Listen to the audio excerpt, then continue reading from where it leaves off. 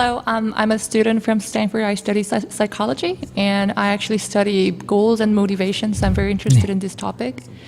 And you talked about desires, and you said there's 3 categories of desire, which was survival needs, relative needs, or desire, and excessive needs. But I was thinking that because human has more intellect or cognitive capacity, as you said earlier, I was thinking that humans also have kind of desire that's kind of beyond survival desire, which is a desire to maintain identity or to accomplish something or like lead a purposeful life, so to say, like self-actualize.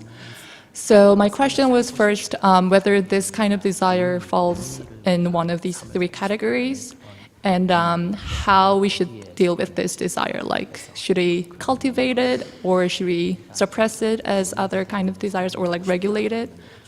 Because I thought this was kind of like out of these 3 kind of desires. So that was my question. 의미가 있는 것은 정신적인 작용입니다. So to seek a purpose or meaning is a intellectual activity.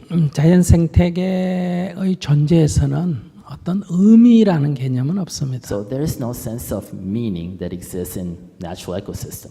그러니까 의미라는 것은 정신작용에 속합니다. So purpose of meaning is a intellectual activity. It's a mental action. 의미는 우리가 부여하는 겁니다. So it's something that you actually impart to some phenomena. 의미가 본래 있는 건 It 없습니다. doesn't exist as itself. 그러니까 그 의미를 부여한 것이 자기에게 고통을 가져오면 의미를 내려놔야 합니다. So if your action of imparting certain purpose of action to a phenomena brings about suffering to you, then you should be able to let go of that meaning. 그러니까 의미를 부여하는 것이 자기 삶을 더 기쁘고 즐겁게 한다면 가져도 좋습니다. But if your action of imparting some meaning or purpose to a phenomena brings about pleasure or satisfaction to you, it's okay for you to hold on to it. 근데 그 의미라는 게요. But that purpose or meaning, 바깥으로 본인에게 이래 덮어 씌워진 게 많습니다. but there are a lot of meaning and purpose that you don't choose or own that others have owned and chosen for you. 즉 쇠뇌죠. For example, it's akin to brainwashing. 뭐 종교인이라면 그 종교적인 어떤 이상을 해야 된다는 지나친 의미를 부여합니다. For example, bringing about or imparting too much meaning onto a religious activity. 그래서 그들은 별로 행복하지가 못해요. And those people are not that happy 항상 무거운 짐을 지고 살아야 돼요. because they're always carrying some big burden. 근데 다른 사람이 볼 때는 그게 별로 의미가 없어요. But from other perspective, they don't see a lot of meaning into their actions. 지금 북한 사람들 경우도 그렇죠. Same thing in North Korea right now. 의미를 나라를 위한다는 의미를 지나치게 부여하죠. Because they actually brainwash their people with a excessive sense of purpose or meaning for the survival of their country.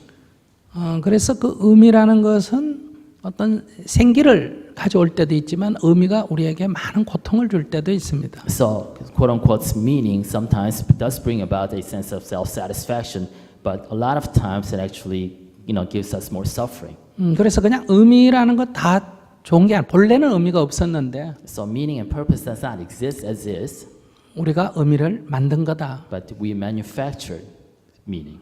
그걸 만드는 게 자기에게 행복을 가져오면 오케이 좋다. So this artifact that we manufacture, if that brings about happiness to us, then it's fine. 그것을 고통을 가져온다면 But if it brings us suffering, 뭐 버려라고 말합니다. then we say, let that go.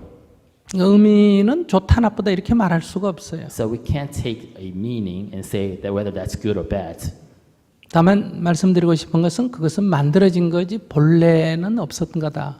But what I do want to emphasize that meaning is an artificial construct that you created. Doesn't exist by itself.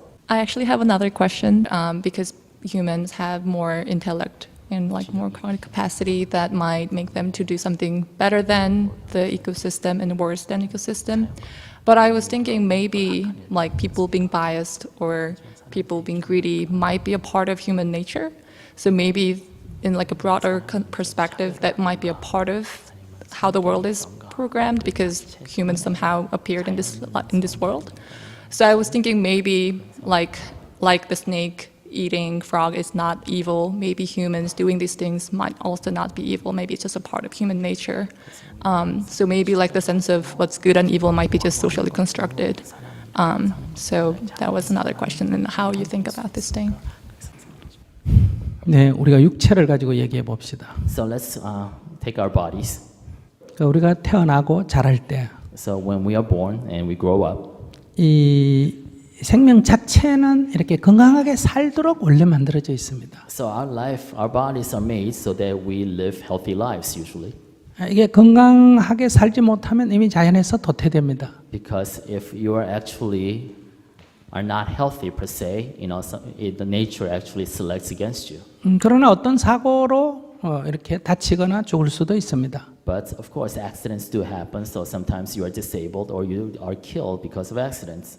그러나 사람들이 지나친 욕심으로 몸을 과하게 움직여서 이렇게 병이 나는 것은 자연 생태계에는 거의 없습니다. However, when humans actually over-exercise or overwork themselves and become sick of it, you don't see that kind of phenomenon in nature. 우선 과식 자연 생태계 많지 않습니다. So excessive eating, you don't see a lot of that in nature. 과음 술을 Or 많이 excessive 먹는다. drinking of alcohol, you don't see that in nature. 예를 들어 섹스도 지나치게 과하게 하는 거 이거 생태계에 없습니다. Or over-sex people, you don't see that in nature. 과로 이것도 없습니다. You don't see over-tiredness or fatigue. 이것은 인간에게 일어나는 거지만 이것은 자연 생태계를 거스르는 거예요. So these things do happen to human beings as part of their mental activities, but it goes really against what nature is. 그러니까 이것은 육체적으로 병이 나는 거예요. And that leads to a physical illness. 그런 건 정신작용도 마찬가지예요. Same thing with mental activities. 이 정신작용 자체는 나쁘게 형성된 건 아니에요. So our natural mental activities are neither good or bad. 근데 이게 굉장히 민감한 거기 때문에 잘못 쓰면 이렇게 나쁜 결과가 나타나게 돼요. But these are very finely tuned mechanisms. So if you overdo it one way or another, you lead to different results, bad results. 예를 든다면 식인종을 예를 들어 봅시다. For example, let's take cannibalism. 그들은 먹을 만큼만 죽입니다. So they actually, in nature, what we see, they kill only those that they want to eat.